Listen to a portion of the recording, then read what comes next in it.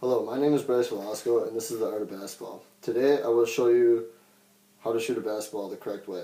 There are three important parts of how to shoot a basketball, which are the correct stance and grip, taking the actual shot, and how to perfect the process of shooting and improving your shot.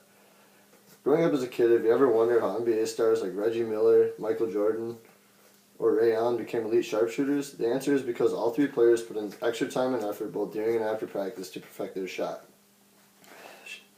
So today I'm going to show you how to shoot the basketball the proper way.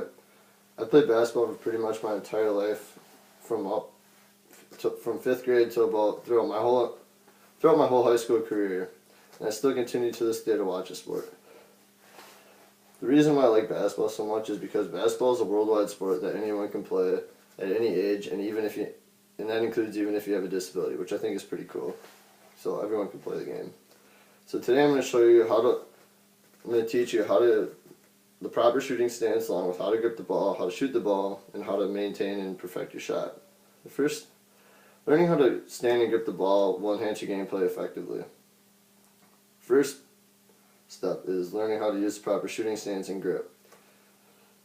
The first thing you want to do is place your feet shoulder width apart and face the hoop, giving you more comfortable balance, because this improves your balance. Next thing you want to do is point your feet towards the hoop, making your shooting foot slightly in front of your opposite non-shooting foot. Find a position that is comfortable for you, allowing you to take the best shot.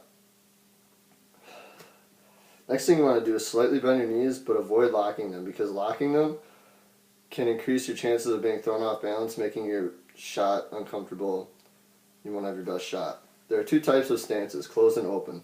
Closed stance is when your feet are pointed directly at the basket, and an open stance is when your feet are pointed slightly toward the side of the basket, opposite of your shooting hand. If your feet are pointing directly towards the basket, better target. Closed or open, shot might not be as good because they're pointed opposite. And then the next thing is the proper proper grip of shooting the ball. Position the ball on your shooting hand as if you were carrying a tray, just like this. This hand is responsible for launching the ball and shooting towards the basket. The non-shooting hand helps hold the ball in position and guides the ball toward the basket. This is called the guide hand. Helps improve your shot. Next thing you want to do is spread your fingers apart so that you have a good grip on the ball. The ball should rest slightly on the palm of your hand and roll right off your fingertips, giving you a smooth release. After learning different ways to grip the ball, you are ready to move on to other parts of the game. Processing the knowledge of a proper stance and gripping the ball will only enhance your shooting and make you a better shooter. Next point is shooting the ball. Launch the ball upward with your shooting hand. That's how you shoot. That. Next thing is move the ball to eye level in a smooth motion before taking the shot. Make sure you have a good grip on the ball and total control of it, because if you don't have control of it, it could lead to a steal and points the other way, which is not good, and your coach you'll get yelled at. Next thing you want to do is make sure your non-shooting hand guides the ball while your shooting hand launches it. And then while you are jumping upward to shoot the ball, make sure that your legs, arms, and torso are all used to make the shot, because arms, legs, torso are important in directing your shot towards the basket. They all play an important role. Next thing you want to make sure that your feet are landing in the same spot every time you land. Jumping forward or backwards is a bad habit to start, and because if you jump forward, you might have too much power going towards the hoop. You might overshoot the hoop, or if you jump backwards, you might airball it, because, if you just jump up straight down directly towards the hoop.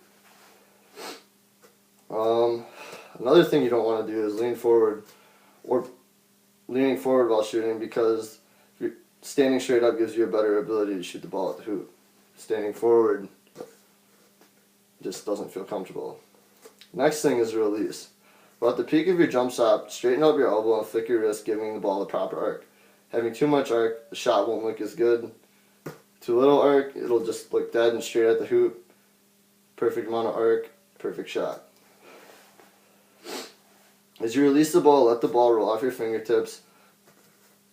By looking at the backspin, you can tell if it's a good shot, because if it goes like this, you have proper rotation on the ball, which is what you want. But if it goes like this, and it's all like crazy, that means that's a bad shot and you have bad follow through on your wrist.